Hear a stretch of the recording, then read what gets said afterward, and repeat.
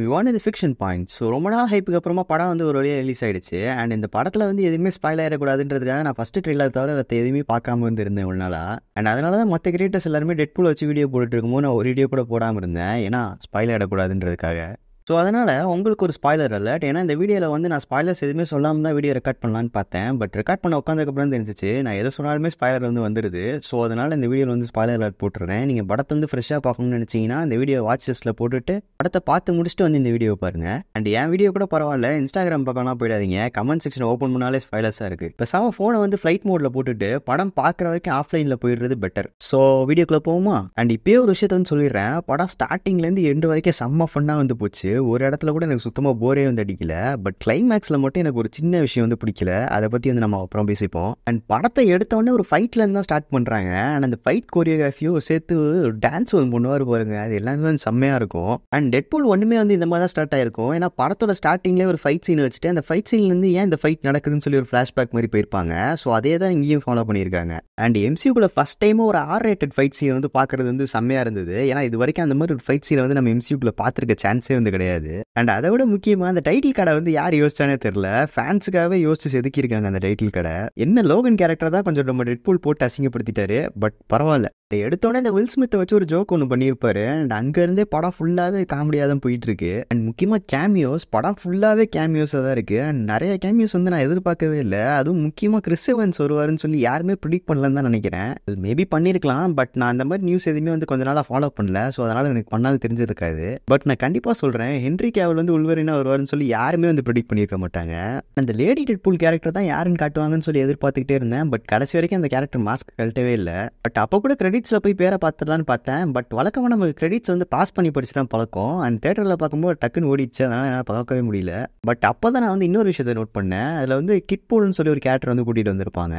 So அந்த character வந்து நம்ம டெட்பூலோட பொண்ணு, அதாவது ரைன் ரெனால்ட்ஸோட பொண்ணு தான் வந்து நடிச்சிருக்காங்க. அண்ட் கடைசியாக டெட்பூல் உள்வரில் சேர்ந்து டார்க் பூலை வச்சு ஒரு காமெடி பண்ணுவாங்க பாருங்க, தேட்டரில் சரி எல்லாருமே சிரிச்சிட்டு இருந்தாங்க. ஸோ படம் ஃபுல்லாக எங்கேயுமே வந்து போர் அடிக்காது. அண்ட் நீங்கள் வந்து டை ஹார்ட் மார்வல் ஃபேனாக இருந்தீங்கன்னா நீங்கள் எல்லா கேமியோஸையும் பார்த்து அந்த ஷாக்லேயே உட்காந்துருப்பீங்க. அண்ட் படத்தில் பாசிட்டிவ்ஸ்ன்னு சொன்னால் சொல்லிக்கிட்டே போகலாம். பட் எனக்கு சில விஷயங்கள் வந்து வேறு மாதிரி பண்ணியிருக்கலாமோன்னு சொல்லி தோணுச்சு. ஸோ அது என்னன்னு சொல்லி இப்போ வந்து பார்த்துருவோம். இப்போ நான் ஆல்ரெடி சொன்ன மாதிரி படம் ஃபுல்லாகவே வந்து காமெடியாக தான் போகுது.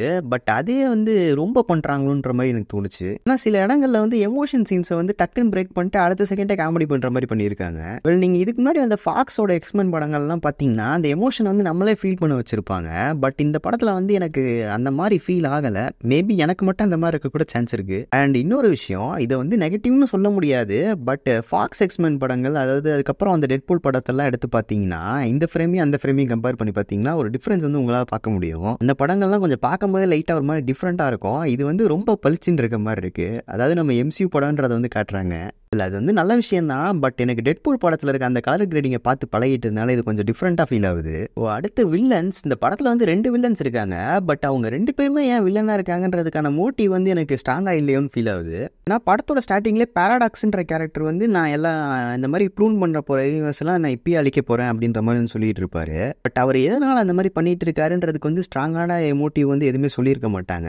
பட் அவருக்கு தோணுது அதனால் பண்ணுறாரு அப்படின்ற மாதிரி தான் கொண்டு போயிருப்பாங்க. அடுத்து கேசண்ட்ரா நோவா, அந்த கேரக்டர் வந்து பாதி படம் வரைக்கும் நல்லவங்களா தான் இருக்க மாதிரி காட்டியிருப்பாங்க. பட் திடீர்னு கடைசியில் வந்துட்டு நான் எல்லா யூனிவர்ஸையும் அழிக்க போகிறேன் அப்படின்ற மாதிரி வந்து இறங்கி வந்திருப்பாங்க. டெட்பூலுமே அதுக்கு வந்து கன்ஃபியூஸ் ஆயிருப்பாரு. ஃபர்ஸ்ட் அவருமே நமக்கு ஹெல்ப் பண்ண தான் வராங்க போல அப்படின்னு நினைச்சிருப்பாரு. அண்ட் இந்த இடத்துல எனக்கு வில்லன்ஸோட மோட்டிவ் வந்து அந்த அளவுக்கு ஸ்ட்ராங்காக இருக்க மாதிரி வந்து தோணலை. அண்ட் அதை விட முக்கியமாக படத்தோட எண்டிங்கில் வந்து நம்ம டெட்பூல் அண்ட் உல்வரின் 2 பேருமே சாக போகிற மாதிரி தான் காட்டியிருப்பாங்க. பட் அவங்களுக்கு வந்து எதுவுமே ஆயிருக்காது. அண்ட் அதுக்கு வந்து ஒரு காரணம் சொல்லியிருப்பாங்க. அந்த காரணத்தை என்னால் ஏற்றுக்கவே முடியல. ஸோ மேபி அது வந்து எனக்கு புரியாமல் போயிருக்கும்னு நினைக்கிறேன். படத்தை வந்து இன்னொரு வாட்டி பார்த்தா தான் தெரியும். பட் எனக்கு வந்து ஒரு சின்ன வருத்தம் வந்து இருந்தது. டெட்பூல் சொன்ன மாதிரி மேக்னிட்டோ வந்து கூட்டிகிட்டு வந்திருந்தா ஃபைட் சீன் பார்க்கும்போது சூப்பராக இருந்திருக்கும். ஏன்னா கடைசியாக நான் வந்து டார்க் ஃபீனிக்ஸ் படத்தில் தான் மேக்னிட்டோ சண்டை போட்டதை பார்த்தது.